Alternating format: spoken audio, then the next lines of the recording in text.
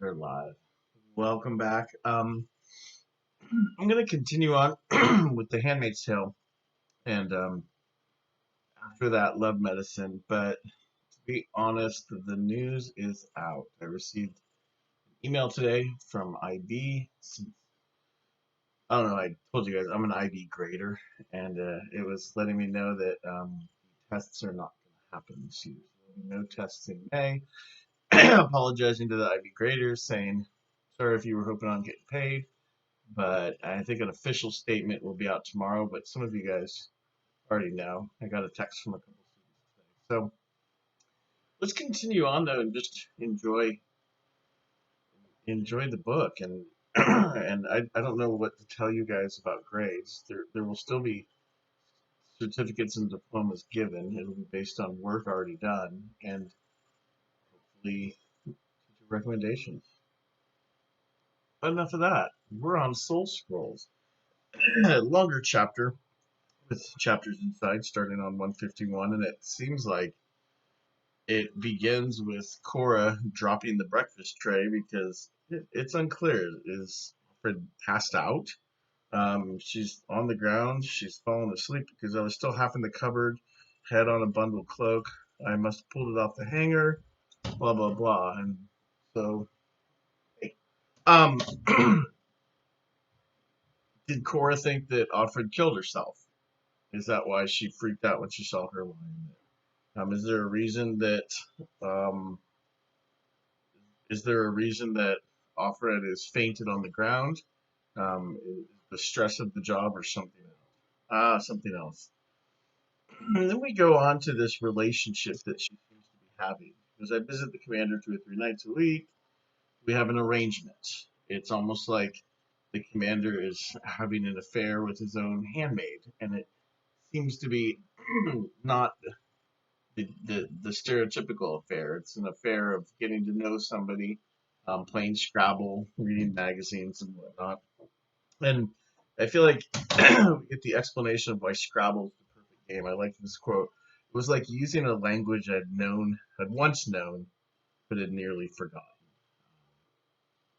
Again, she's a fantastic Scrabble player, and she even says later on in the chapter that maybe the commander's even been letting her win. He gives her a magazine, and doesn't necessarily know what to do with it. And she says, I can't keep it in my room. They'll search for it.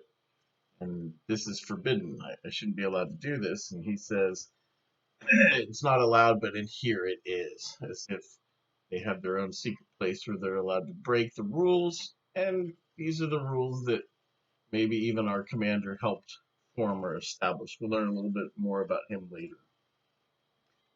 I wonder about other commanders, or if this is just something that is natural, like a desire to get to know your mistress better. Are other commanders doing this kind of stuff, or are they doing it to a worse degree? I don't know. It made the ceremony a little bit more difficult, and she even says that because he was no longer just a thing to me.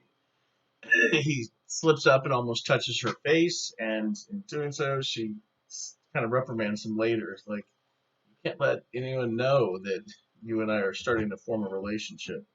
But let's make it clear that she's not falling in love. She says so that she's not falling in love. But he's of interest to me now. He's more than just a shadow. We get to the title of this section, which is the Soul Scrolls. And it turned out Soul Scrolls are just like machines that print out prayer. Um, it's a great moment because it's a moment where Of Glen kind of reveals, and Offred to some extent, they reveal a little something about themselves. Of Glen finally asks, "Do you think God listens to these machines?" And a statement like that was treasonous to even say, like to question, does God even listen in a society where, of course, he does? And Offred bravely says no, and Of Glen said, "Neither did I." And they both have this great moment, like, "Oh, I thought you were a believer. I thought you were a believer. You're always so pious." What's interesting is when Of Glen near the end says, "You can join us," and So there's an us, there's a we, there's resistance. Um, Maybe. So it looks like Glenn is on the inner circles and or has a group of people. So maybe of Fred can join. Chapter 28, or the chapter 28 inside the chapter Soul Scrolls. We've got Moira, and Moira disappointed in of Glenn, her poaching of another man, and we learn a little bit about of Glenn, and she had a job. She was, I guess, she worked for a library, and she would transfer books onto computer disks, kind of make it easier for storage and whatnot. And then you get just in a couple pages this kind of history of what happened. But one of the questions I always ask is, how could something get, how could the United States turn into Gilead? Or how could things like this happen? And you studied it in other ways. You studied it in Iran in '79, I think. I don't know to what extent Mr. Merrill covered it entirely, but you have at least read Persepolis, and you're probably familiar with other regime changes in your studies. And it starts with everybody holds their money in a CompuBank. And so that's where the money's stored. Like we have our money in banks and we have cards and most of it is digital. And all of a sudden they kill the president. Who the day is, we don't know yet. And they machine gun the Congress, declare a state of emergency, pick a scapegoat, blame, in this case, it was the Islamic fanatics. But this was similar in, I'm going to show my ignorance here, but in Germany, wasn't there the Reichstag fire that Hitler's group actually started and then blamed on the Jews? And that would be a similar thing. I think Atwood was very clear that what she writes about happened in history, and so probably had multiple models of creating a sense of chaos, and then a group comes in and says, "We have the answers. We can fix it." In this case, they suspend the Constitution. They freeze the assets of the women. Mass firings, or in this book they said let go, and they made a point of they were let go. There a law that women can't hold property, and now we have all the power in the hands of the men because women who were dependent upon, they had their own money, and now they can't access their money. Moira jokes that she has some homosexual males that she could, have get money for her, and Offred has Luke. And we get this passage on 182 that I think I'd like to read in full because I think it's I think it's telling.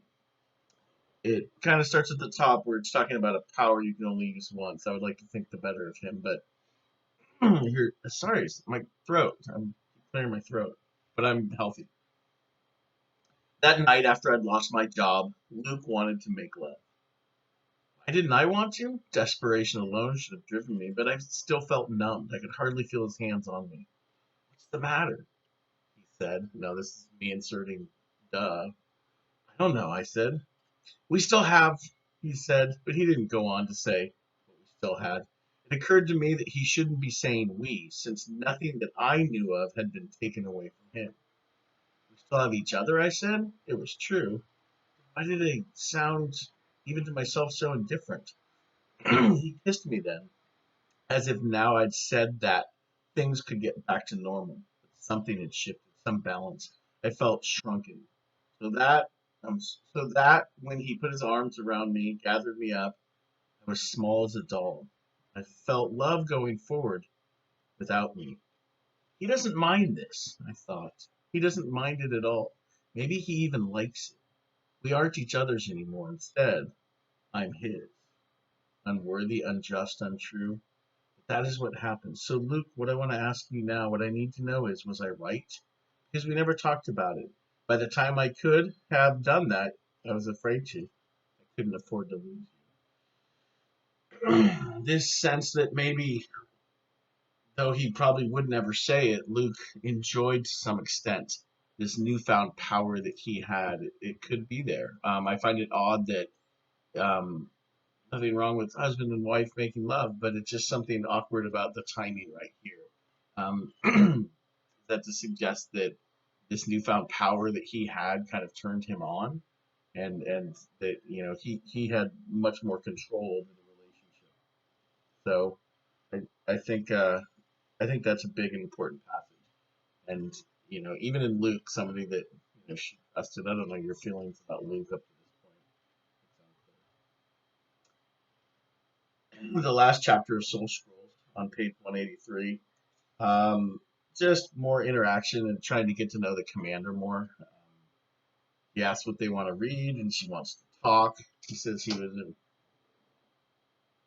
was in market research. He calls himself a bit of a scientist, still vague. And she asks him about the Latin phrase that she found written, and he kind of blows it off as a joke. It's like a schoolboy, school kids, playing fun, thinking they're smart. But lets us know that it is don't let the bastards grind you down. We find out that the last handmaid did hang herself, and it was Cora who found her. So when this chapter started, Cora's fear probably was because she's found a dead body before, a dead handmaid, and maybe thought the same thing had happened. And he asks her what she wants, and she wants to know what's going on. And will her getting some insider knowledge maybe help with the introduction of a potential resistance? I don't know. Let's find out. The Handmaid's Tale. Trying to keep these videos shorter. Miss you guys. This sucks. I don't know if you're as bored as I am, but it's pretty boring. And staying true. So, okay. Have a great day. Just write something. Pretend like you're watching this, or I don't know. You have better stuff to do. I don't know. Engage. Send me an email. I'll talk to you guys later. Bye.